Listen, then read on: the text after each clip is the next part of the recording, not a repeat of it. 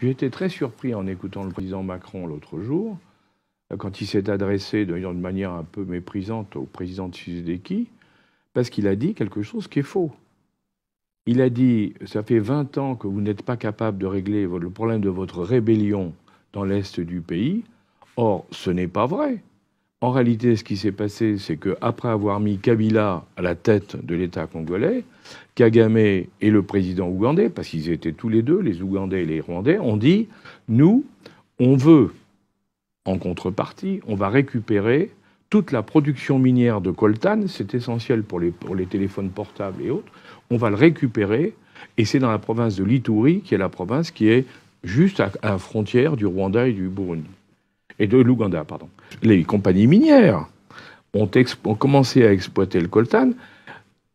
Comme il fallait, pour pouvoir ne pas être gênés par les Congolais, ils ont financé des milices terribles, hein, qui ont fait des atrocités épouvantables dans le coin, pour maintenir la terreur et garder le contrôle des mines.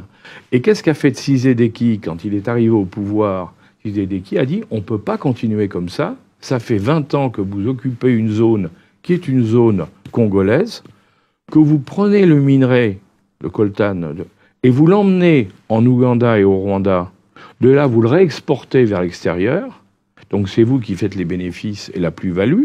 Hein, et nous, qui sommes les propriétaires du terrain, on n'a droit à rien. C'est scandaleux.